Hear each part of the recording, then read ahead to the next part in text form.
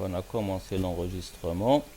Donc, on passe. Donc, qu'est-ce que nous avons vu dans le mouvement curviligne?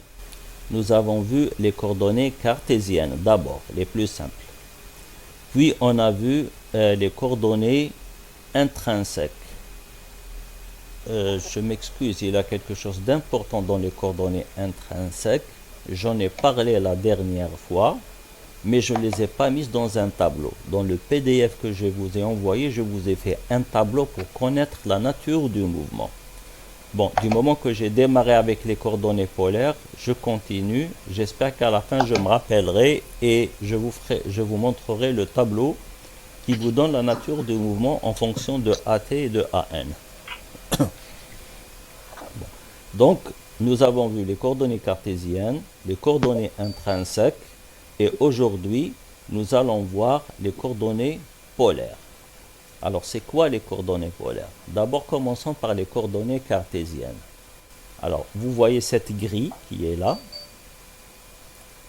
Dans la grille qui est là, ça c'est les coordonnées cartésiennes. J'ai mon référentiel OX, OY.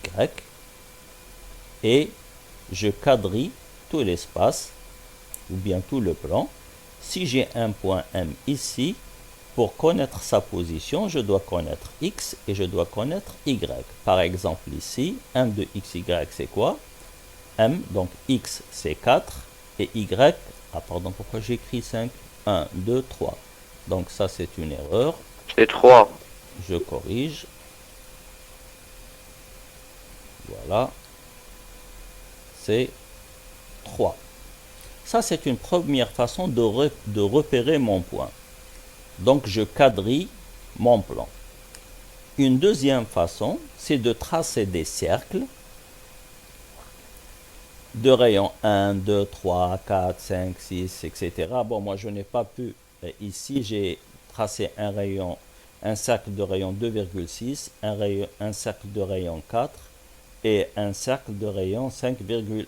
C'est à cause des moyens informatiques que j'ai. Normalement, j'aurais dû dessiner des cercles 1, 2, 3, 4, 5, etc. Et on trace des rayons à des angles bien déterminés. Je trace le premier rayon qui est ici, pardon. Ce rayon-là, je le trace à 30 degrés. Le deuxième à 60. Le troisième à 90. Et je continue comme ça par 30 degrés. Bien sûr, si je veux quelque chose de plus précis, je marche avec 10 degrés. Si je veux encore quelque chose de plus précis encore, je marche à 1 degré, etc. Donc ça dépend de la précision qu'on veut. Maintenant, si je vois ce point A qui est ici,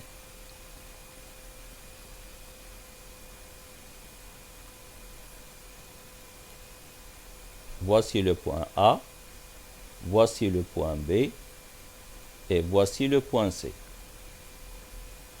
Comment je peux les repérer? Alors, le point A, qu'est-ce que je vais dire? Je vais dire qu'il est à 30 degrés à partir de X.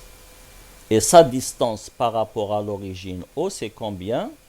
C'est le deuxième cercle, donc c'est 4 mètres. Donc, je vais dire que A, je le repère avec la distance R par rapport à O et l'angle θ. La distance R, c'est 4 mètres et l'angle θ, c'est 30 degrés. Est-ce que vous avez compris ça?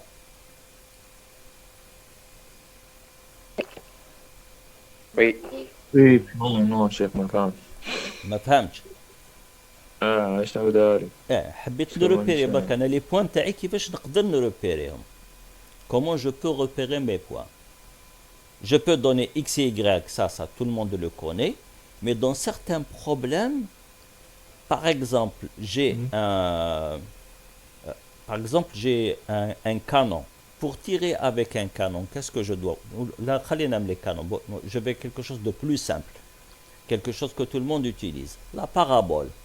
Comment vous l'orientez? C'est avec des angles. Donc, quelquefois, on est en train de repérer un satellite parce que qu'est-ce qu'on fait avec une parabole? On pointe vers un satellite. يعني نوجه la parabole, نوجهها satellite. Donc, le satellite, كيفاش نعرفوا بلاصتو؟ C'est avec des angles et non pas avec X et Y. زاوية. مفهوم هكذا؟ Donc, Ah, comment on fait? Et quelquefois, on a encore besoin de connaître la distance parce que là, c'est juste la parabole. Maintenant, si on tire avec un canon, je dois déterminer l'angle et puis je dois déterminer la distance parce que sinon, mon obus, c'est-à-dire l'obus, comment ça s'appelle en arabe, le canon, n'arrivera pas à destination, ne touchera pas la ah, cible. Donc je dois connaître la distance entre le point A et l'origine O et je dois connaître l'angle du rayon où se trouve A. Est-ce que c'est clair? ah, Donc ah, la distance de A par rapport à l'origine, je l'appelle R et l'angle entre le rayon et l'axe des X s'appelle θ. Pour A, c'est 4 mètres et 30 degrés. Alors, pour B, quelles sont les coordonnées? Il est sur le premier cercle, donc c'est 2,6. Et le rayon, l'angle correspondant, c'est combien? C'est 120 degrés. Donc j'écris B, ses coordonnées 2,6 mètres et 120 degrés. Pour l'angle pour C, il est sur le troisième cercle, donc 5,1 mètres. Donc ici, j'écris 5,1 mètres. Et l'angle que fait son rayon avec l'axe des X, c'est 300 degrés. C'est ça l'angle, hein? Attention. L'angle, c'est tout ça. On part de X dans le sens positif. Voici l'angle. Tout ça, c'est θ. Pour C, hein, pour le point C. Pour le point A, c'est clair, c'est celui-ci. Voici θ. Pour le point B, voici θ. Donc à chaque fois, je pars de X et je vais dans le sens positif. Donc ici, θ, sûr. c'est 300 degrés, pardon. Ou bien si je vais dans ce sens-là, Ah, ah, je dois faire 380, pardon, 360 moins 300, donc ça me fait moins 60 degrés. Oui, celui qui a voulu poser la question. لكن نكتبوهم هكا مسافة بدل الزاوية وش Ouais. يسموهم؟ Ça s'appelle les coordonnées polaires, c'est le titre, merci. J'ai oublié peut-être de préciser, ça ce sont les coordonnées polaires. Donc je vais l'écrire. Donc ici,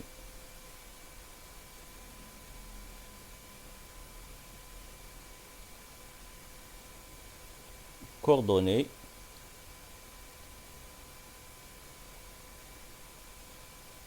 polaires. Bon, en haut, c'est M, c'est les coordonnées cartésiennes. D'accord. Oui, Voilà. صح تبارك الله. Voilà, donc, ça c'était pour expliquer. En théorie, on fait ça. On considère un seul point M. Donc j'ai un seul point M. Je le repère par sa distance OM, qui est R de T, parce que M change de position, et par l'angle θ de T. Le sens positif, le voici. On va de X vers Y. Donc la position, comment je la détermine? M, je précise R et je précise θ. Avec R, c'est quoi? C'est la distance entre O et M. Et θ, c'est l'angle entre X et OM. X, donc c'est entre le vecteur unitaire I et entre le vecteur OM. Donc je l'ai assez bien expliqué. Donc je n'y reviens pas. Maintenant j'ai besoin, dans ce système de coordonnées, j'ai besoin de deux vecteurs unitaires. Dans le système cartésien, l'ihdathiyat descartiyya, Quels sont les vecteurs unitaires? C'est le vecteur I et le vecteur J que je n'ai pas dessiné. Dans le système de coordonnées polaires, j'ai aussi deux vecteurs unitaires. À chaque fois, j'ai besoin de deux vecteurs unitaires. Dans le système de coordonnées intrinsèques, j'ai besoin du vecteur UT, vecteur unitaire tangent, et du vecteur UN, vecteur normal. Dans le système cartésien, j'ai I et J. Dans les coordonnées polaires, le premier vecteur, c'est le vecteur unitaire, on l'appelle radial, c'est-à-dire radial معناتها rayon, يعني قطري, يعني تبع القطر. Donc il va de O vers M. Ah pardon. UR, le voici en rouge. Il va de O vers M. Donc UR est parallèle à OM. Bien sûr, le module de UR c'est 1 parce que c'est un vecteur unitaire. Donc ça suffit. Unitaire et parallèle à OM suffisent pour déterminer le vecteur UR. Voilà. Donc je répète pour les coordonnées polaires. J'ai le point M que je repère avec R et θ. Je répète encore. Donc ici, pour repérer le point M, j'ai besoin de la distance OM que j'appelle R. Donc R c'est la distance OM et j'ai besoin de l'angle θ entre le vecteur I et le vecteur OM. Dans un système de référence, j'ai besoin de vecteurs unitaires. Ici, j'ai besoin de deux vecteurs unitaires. Le vecteur unitaire UR, il est parallèle à OM et dans le même sens. Donc le voici. Donc il change, il suit M. C'est comme un fusil qui suit M. Bien sûr, le deuxième vecteur unitaire, il doit être perpendiculaire au premier. Je travaille dans un système orthonormé. نخدم في معلم متعامد ومتجانس. Donc Uθ عمودي على UR. Et comment je l'obtiens? Je fais tourner UR dans le sens positif de pi sur 2. Maintenant, je veux écrire OM. Ici, le vecteur OM, il est égal à quoi en fonction de UR? Je compte. Une fois UR, deux fois, trois fois, quatre fois, 5 fois, 6 fois, 7 fois, 8 fois. Donc, dans cet exemple, le vecteur OM, qui est lui-même R de T, OM, qui est lui-même R, il est égal à 8 fois UR. Et dans tous les cas, j'ai le vecteur position OM, qui est égal à R fois UR. 8, ici, c'est la distance. C'est le nombre de fois que j'ai UR. Est-ce que c'est clair jusque-là? Vous répondez avec votre voix, je ne vois pas. Je répète. Je repère OM. Je repère, le point M par la distance OM que j'appelle R de T. Ici, dans cet exemple, R c'est 8. 1, 2, 3, 4, 5, 6, 7, 8. Et je repère par l'angle θ aussi que je n'ai pas mesuré. Donc M c'est R et θ. R c'est le module de OM et θ c'est l'angle entre I et OM. J'ai besoin d'un vecteur unitaire que j'appelle radial. Il est dans le même sens que OM. Donc il est dirigé de O vers M. Dans ce cas, le vecteur position OM s'écrit 8 fois UR parce que OM est parallèle à UR. تعرفوا كي يكونوا شعاعين متوازيين OM مع UR, donc OM يساوي 8 خطرات UR. C'est clair, je pense. Maintenant, dans le cas général, OM, qu'on appelle aussi R de T, c'est la distance R de T fois le vecteur unitaire UR. Ça, c'est une relation importante. Ça vous donne le vecteur position. J'ai aussi besoin d'un vecteur unitaire que j'appelle transversal. عارضي بالعربية. Radial قطري et transversal عارضي. كما العارضة. Comme la barre transversale dans dans un match de foot. Uθ, il est perpendiculaire à UR et il est dans le sens positif. C'est-à-dire que j'ai UR ici, je vais dans le sens positif et je dessine Uθ. Voilà. Donc maintenant,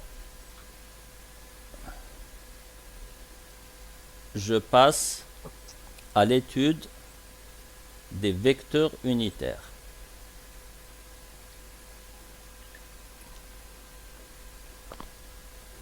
Je vais voir les chats, on ne sait jamais.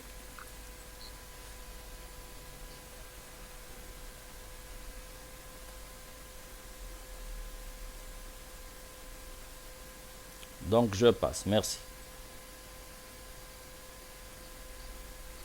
Alors, je vais dessiner maintenant uniquement les vecteurs unitaires. Donc, j'ai le vecteur I et le vecteur unitaire J. Ce sont les vecteurs unitaires des coordonnées cartésiennes. J'ai le vecteur unitaire UR qui fait un angle θ avec I. Le vecteur unitaire Uθ est perpendiculaire à UR dans le sens positif. Il fait aussi un angle θ avec le vecteur J. C'est-à-dire que je prends I et J, je les fais tourner d'un angle θ. J'obtiens UR et Uθ. Maintenant, quelles sont les composantes de UR sur I et J? Donc, la composante de UR sur I, c'est celle-là. Je vais la dessiner en bleu.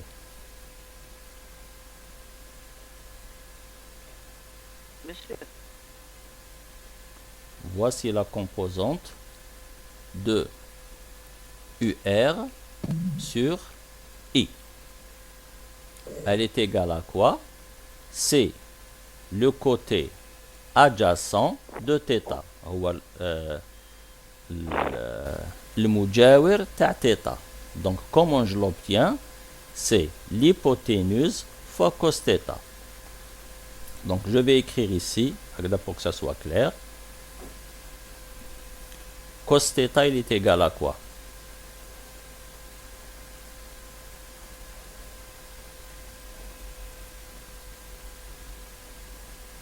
C'est le mujawer, ce qui est en bleu, c'est le côté adjacent, c'est ce qui est en bleu. Donc je l'appelle UR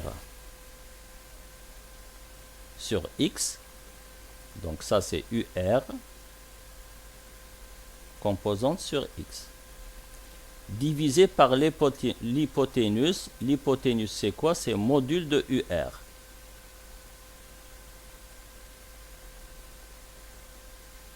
Qui est égal à 1.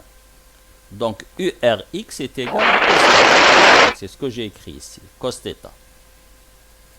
Et ce n'est pas la peine d'écrire URX. Donc on va effacer tout ça.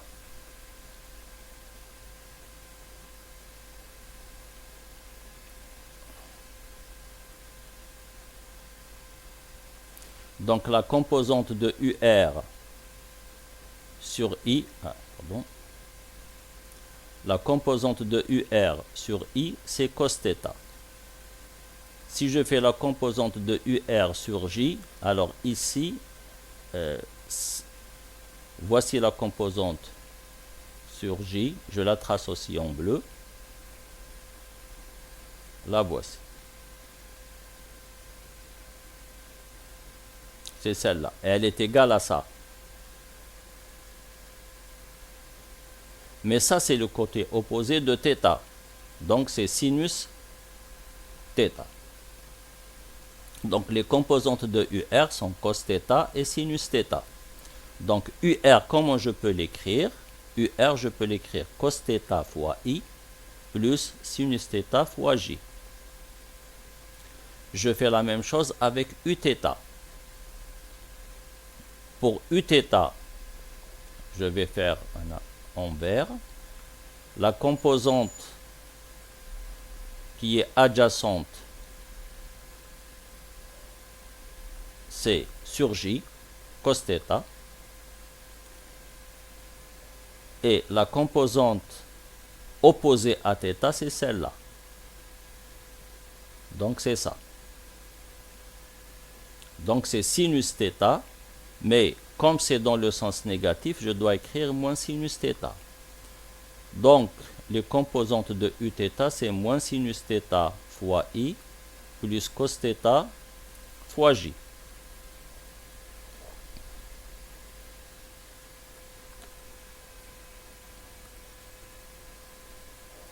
Est-ce que c'est clair? الشيخ كمل Ok. Donc je reviens. ماشي نحب نسقسيك حاجة. Pourquoi j'ai écrit ça? Parce qu'on a besoin de la dériver par rapport au temps de ces vecteurs. Alors comment on fait? On commence d'abord par dériver par rapport. Donc je dérive UR par rapport à θ. UR, donc je dérive cos θ, c'est moins sinus θ. Et je dérive sinus θ, c'est plus cos θ. Donc la dérivée de UR par rapport à θ, c'est moins sinus θ fois I plus cos θ fois J. Je fais la même chose pour Uθ. La dérivée de Uθ par rapport à θ, c'est la dérivée de sinus, c'est cosinus avec le signe moins qui était déjà présent. La dérivée de cos θ, c'est moins sinus θ. Donc d de Uθ sur dθ, c'est moins cos θ fois I, moins sinus θ fois J.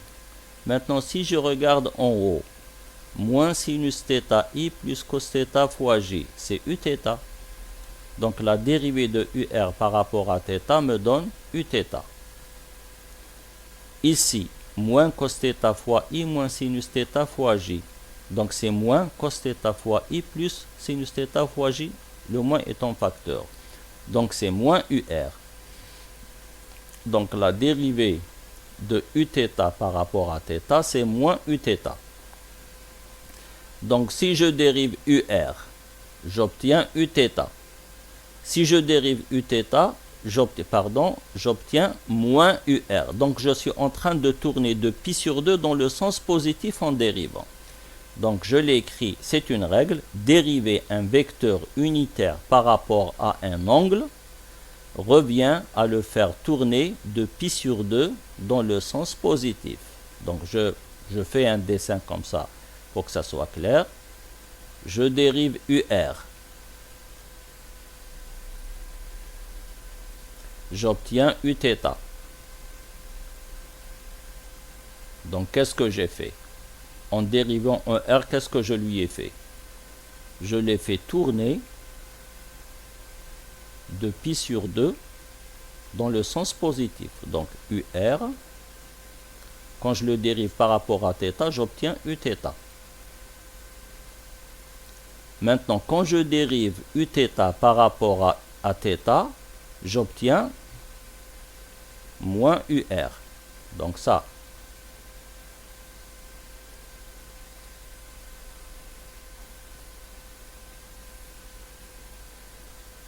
Donc j'obtiens ici moins UR. Donc j'ai en fait fait ça. J'ai encore fait tourner Uθ de pi sur 2 dans le sens positif.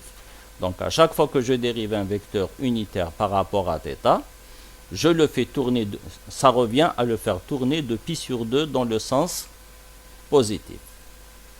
Pour ne pas apprendre toutes ces formules par cœur, cette phrase, elle est beaucoup plus simple à apprendre, mais ce n'est pas vraiment important. Maintenant, je dérive UR par rapport au temps. Qu'est-ce que je fais? J'écris que c'est d de UR sur dθ fois dθ sur dt. Ça revient au même. Maintenant, d de UR sur dθ, c'est Uθ. Et dθ sur dt, je l'appelle θ point. La même chose pour d de Uθ sur dt. Donc d de Uθ sur dθ fois dθ sur dt. Dθ sur dt, je l'appelle θ point. Et d de uθ sur dθ, c'est moins UR. Donc voici les formules les plus importantes. J'ai besoin de la dérivée de UR par rapport au temps, c'est θ point fois uθ. D de uθ par rapport au temps, c'est moins θ point fois UR. C'est des formules simples à retenir, mais on ne vous demande pas de le faire. Donc c'est juste pour que vous compreniez. C'est ce que je vais utiliser pour calculer le vecteur vitesse et le vecteur accélération. C'est pour ça que j'ai fait toute cette page. Alors, où est-ce que j'ai écrit? Ah, c'est ça. Je vous remercie. Donc, il y a des gens qui ont remarqué que je me suis trompé ici. Et c'est moins UR. يزيد لك نقطة في التقويم. Ça va. Ça veut dire que vous comprenez. Ça me rassure. Merci. Donc, nous, on doit retenir ça. Donc, je vais passer au calcul de l'accélération et de la vitesse. Voilà. Donc, le vecteur vitesse. Alors, qu'est-ce que je fais? Je commence par le vecteur position R de t qui est égal à R fois UR. Après, V, c'est la dérivée de R par rapport à dt. Donc, c'est d de R sur dt fois UR plus R fois d de UR sur dt. Donc, je dérive R en premier, après je dérive UR. Parce que UR n'est pas constant. C'est ça la différence avec les coordonnées cartésiennes. Dans les coordonnées intrinsèques, nous avons UT et UN qui ne sont pas constants. Leur module, il est constant, mais leur direction, elle change. UT est toujours tangent à la trajectoire, donc il suit, sa direction varie.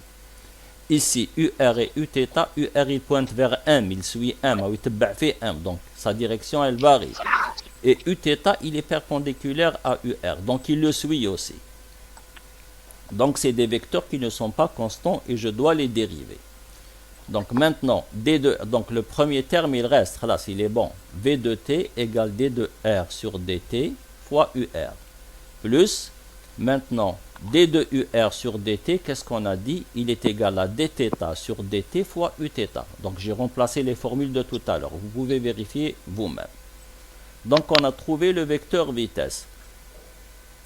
Maintenant ce vecteur vitesse, pour simplifier, on l'écrit VR fois UR plus Vθ fois Uθ. VR, si j'identifie, VR c'est quoi? C'est d de R sur dt. On l'appelle composante radiale. المركبة القطرية تاع السرعة. VR égale d de R sur dt. La deuxième composante, Vθ, c'est R fois dθ sur dt. On l'appelle la composante transversale, المركبة العرضية. Vθ est égal à R fois dθ sur dt. Remarquez que j'ai écrit R en rouge. Pourquoi? Parce que pour vous montrer que ces formules, elles sont faciles à apprendre par cœur. On prend les coordonnées cartésiennes. Vx c'est quoi? C'est d de x sur dt. Vy c'est quoi? C'est d de y sur dt. Maintenant, coordonnées polaires. Vr c'est quoi? C'est d de r sur dt.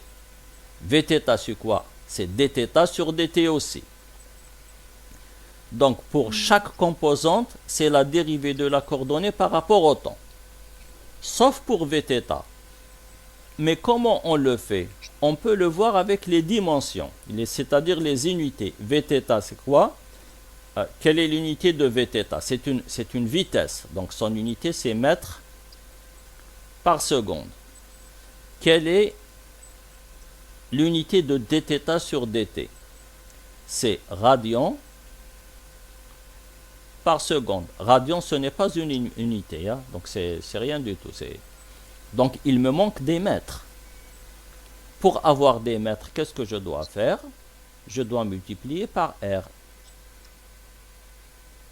Si je multiplie par R, je vais avoir mètres fois radian. Donc radian, ce n'est pas une unité. Je vais avoir mètres par seconde. Donc en faisant une analyse dimensionnelle, on voit qu'on doit multiplier par une longueur. Ça, c'est juste pour apprendre. Donc c'est une astuce pour qu'on puisse apprendre. Maintenant, si vous avez compris, pour la vitesse, l'accélération, c'est aussi la même chose, sauf qu'il y a beaucoup plus de dérivées, c'est tout, c'est du calcul. Alors, donc, A, c'est quoi par définition? C'est la dérivée du vecteur vitesse par rapport au temps. Mais le vecteur vitesse, c'est VR, UR plus Vθ plus Uθ. Donc, il y a deux termes, dans V, il y a deux termes, VR, UR plus Vθ, Uθ.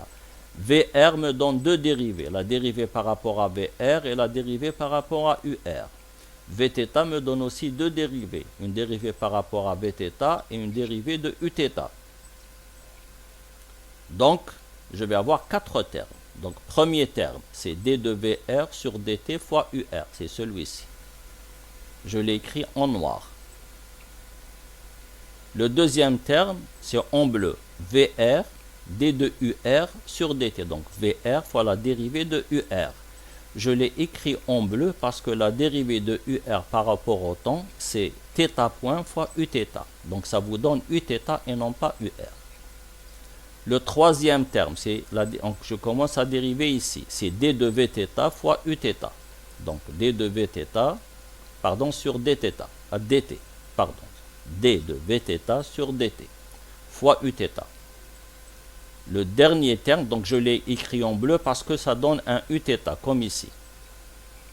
Le dernier terme, c'est Vθ fois la dérivée de Uθ par rapport au temps. Donc c'est Vθ fois d de Uθ sur dt.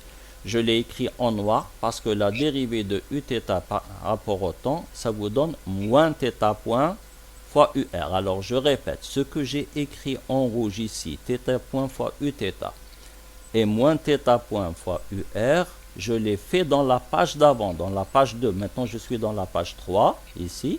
Moi, ça, je l'ai montré dans la page 2. Donc, je remplace. Maintenant, θ point, je l'écris dθ sur dt. Hein. Donc, je rassemble ce qui est en noir, c'est-à-dire ce qui est multiplié par UR, et je prends UR comme facteur. Donc, je vais avoir ici d de VR sur dt moins ce que je vais avoir ici, dθ sur dt fois Vθ. Donc, dθ sur dt fois Vθ. Tout ça fois UR.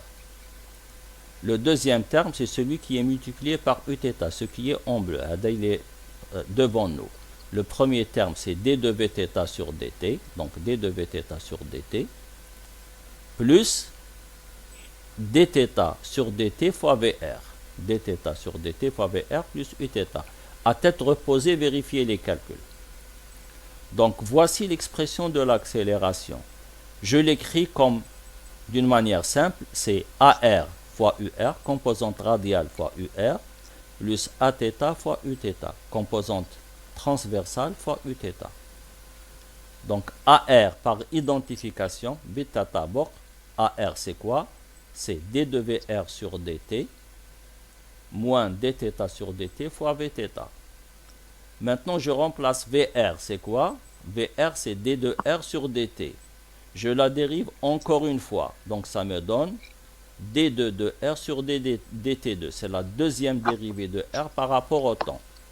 Moins dθ sur dt fois Vθ. Je remplace Vθ par son expression. C'est R fois dθ sur dt. Donc, je trouve R fois dθ sur dt au carré. Donc, voici AR, soit cette expression, soit celle-là.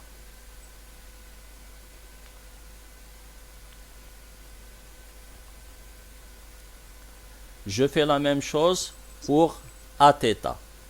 C'est d de Vθ sur dt plus dθ sur dt fois VR. Donc, d de Vθ sur dt plus dθ sur dt fois VR. Je remplace d de Vθ par son expression dans cette dérivée. Donc, d de Vθ sur dt, je l'écris en temps noir, égale d sur dt, mais Vθ c'est R fois dθ sur dt.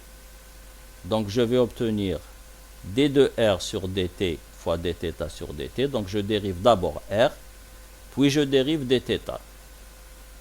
Donc, plus R, d d2 θ sur dt2, c'est-à-dire la deuxième dérivée de θ. Donc j'écris ce terme-là en premier. Donc c'est r d2 de θ sur dt2 plus d2r sur dt fois dθ sur dt. Mais encore ici, j'ai aussi dθ sur dt fois d2r sur dt. Donc je vais obtenir 2 fois d2r sur dt fois dθ sur dt. Bon, ce calcul n'est pas vraiment très important pour vous. L'essentiel, c'est de savoir que l'accélération radiale, elle possède une expression compliquée, et l'accélération transversale, elle possède une expression compliquée. Vous ne devez pas la retenir. Dans les exercices, on vous la donne. Vous devez apprendre à calculer AR et Aθ, non pas à démontrer. Bon, pour les démonstrations, c'est bien de le savoir. Si vous pouvez répéter la démonstration tout seul, ça serait vraiment excellent. Mais même si vous n'arrivez pas à le faire, ce n'est pas grave. L'essentiel, c'est de savoir les calculer quand on vous donne les formules. Donc voilà. Ça. Oui, très bien. Yes. Alors, qu'est-ce que j'ai pris comme exemple? Donc, au lieu de faire l'exercice, je préfère ça. C'est un exercice, en fait, hein, dans lequel je n'ai pas détaillé les calculs. Donc, voici les équations paramétriques en coordonnées polaires. Je donne r de t égale 1 demi de t plus 2. Et θ de t égale pi sur 5 fois t. C'est-à-dire quand t augmente, le mobile, il va décrire la trajectoire qui est en pointillé ici. Pardon, en tiré aussi, ici. Le reste, il n'apparaît pas. Ça passe au-dessous de l'écran et ça revient jusque là. Donc voici le point M, je vais le faire bouger. Donc ça, c'est à t égale à 0. Il est. Alors, où est-ce qu'il est à t égale à 0? Voici les coordonnées. R égale à 2 et θ égale 0 degré. Donc, si je remplace ici t égale à 0, qu'est-ce que je trouve? R égale à 2 mètres et θ égale à 0. Si je veux calculer x et y, les coordonnées cartésienne, bon, voici le point M, le voici. Il est à x égale à 2 et y égale à 0. Alors les cercles que vous voyez, ça, le premier cercle c'est 1 mètre, le deuxième cercle c'est 2 mètres, le troisième cercle c'est 3 mètres, le quatrième cercle c'est 4 mètres, puis 5, puis 6. Donc nous avons des cercles à 1 mètre l'un de l'autre. Et les rayons c'est à 30 degrés, 60, 90 comme je l'ai dessiné au début. Donc voilà, ça c'est la position initiale. Maintenant, essayons de voir, donc à 0,5, voici sa, bon, à 1 seconde, voici sa position. R, il est à 2,5 mètres, c'est entre 2 et 3, et θ c'est 36 degrés. X c'est 2,02 et Y c'est 1,47. Donc si vous faites les projections, c'est ce que vous allez trouver. On continue. Donc à 2 secondes, il est à 3,05. Donc vous voyez qu'il est presque sur le rayon, le cercle de rayon 3. Et θ égale 75 degrés. Et on continue. Donc à chaque fois que j'augmente le temps, t égale 3,6 secondes, et le mobile suit la trajectoire. Ne regardez pas les vecteurs vitesse et accélération. Donc voilà, je continue. Il passe en bas. Et à t égale à 10 secondes, où est-ce qu'il se trouve? Il se trouve sur le cercle qui a son rayon égal à 7. Donc, R égale 7 mètres. Il a fait un tour complet. θ égale 360 degrés. Ou bien on peut dire que c'est 0, c'est la même chose. Si je veux les coordonnées cartésiennes, vous avez x qui est égal à 7 et y qui est égal à 0. Donc vous voyez qu'on peut travailler avec l'une ou l'autre des coordonnées. Donc maintenant j'ai expliqué c'est quoi r et c'est quoi θ. Maintenant je vais vers les composantes de la vitesse. Les voici.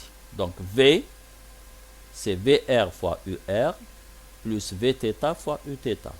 Avec VR, c'est la dérivée de R par rapport au temps. Donc si je dérive R par rapport au temps, je trouve 1 demi. Vθ, c'est R fois dθ sur dt. La dérivée de θ par rapport au temps, c'est pi sur 5. Je dois la multiplier par R, je ne dois pas oublier ça. Donc je dois multiplier pi sur 5 par 1 demi de t plus 2. Donc pi sur 5 fois 1 demi, ça me donne pi sur 10. Donc ça fait pi sur 10 fois t. Plus 2 fois pi sur 5, donc 2 fois pi sur 5. Donc voici les composantes de la vitesse. On voit que VR est constant et Vθ dépend du temps. Ce n'est pas dθ sur dt. Regardez, dθ sur dt, il est constant, c'est pi sur 5. Mais comme je dois le multiplier par R, je trouve que ça dépend du temps. Donc, je reviens en arrière. Je reviens en 0. Et alors, voici UR. UR, il va vers M. Et Uθ, il est perpendiculaire à UR dans le sens positif. Alors, comme M se trouve sur l'axe des X, UR maintenant il est sur l'axe des X et Uθ se trouve sur l'axe des Y. J'ai toujours VR qui est égal à 1 demi, c'est la moitié de 1. Et Uθ à t égale à 0, si je calcule Eθ, c'est 2 pi sur 5. Donc il est positif. Alors regardez, VR il est positif, il est dans le même sens que UR. Vθ il est positif, il est dans le même sens que Uθ. V c'est VR plus Vθ. Donc c'est la résultante. Le muhassila ta UR ta VR مع V. C'est ça. J'étais là. Maintenant, si j'augmente un petit peu le temps, vous voyez que les directions elles commencent à changer. Mais vous avez toujours VR qui est égal à 1 demi.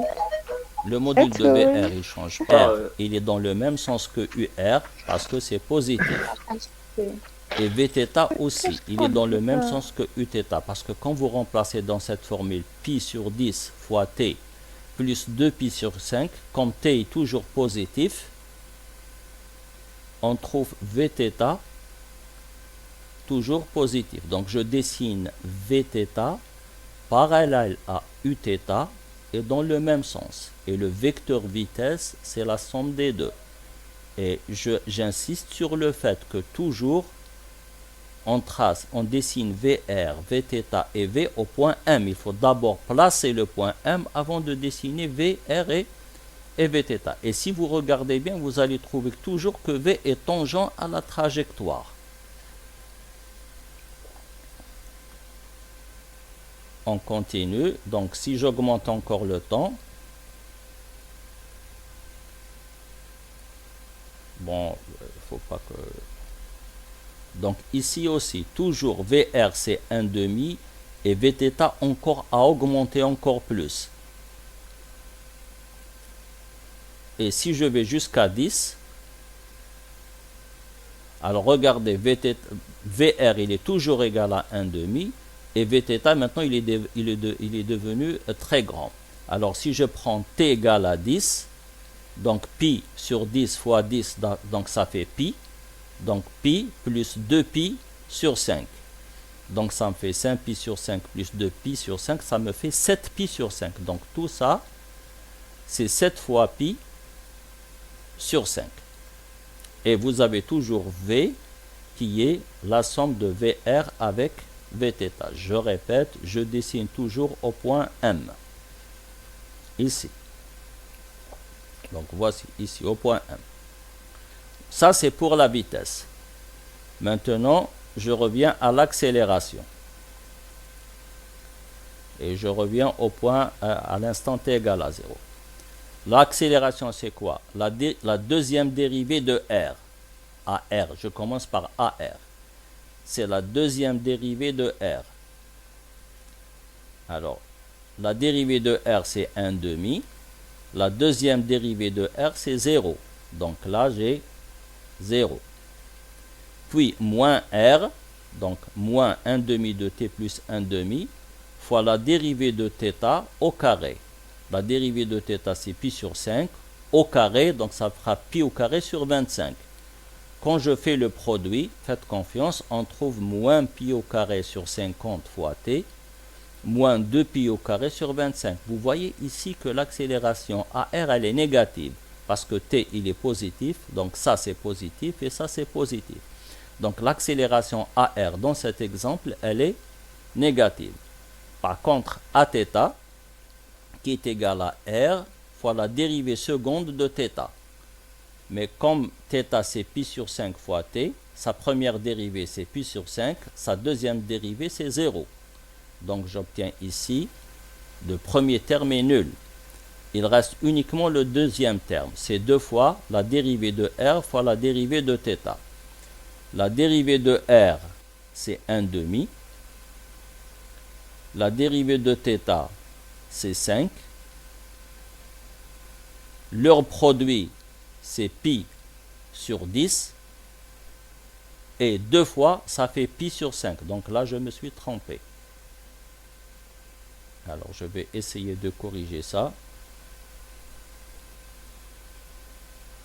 J'ai fait un calcul mental, donc ça, c'est une erreur.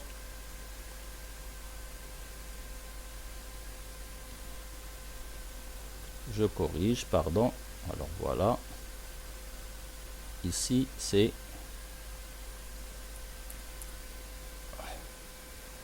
5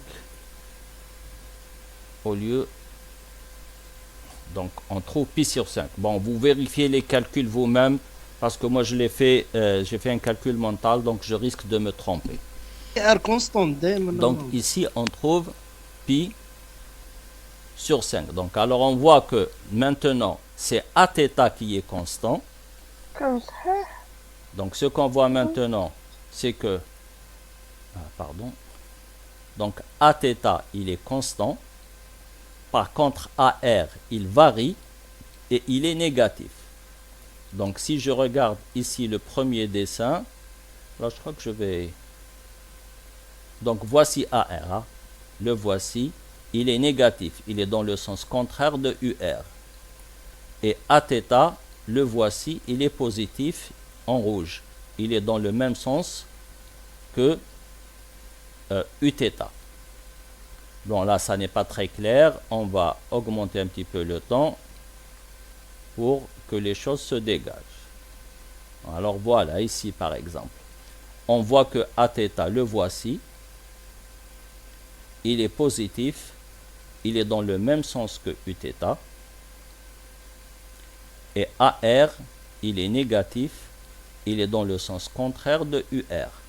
L'accélération totale, c'est AR plus Aθ. J'augmente un petit peu. Donc voilà.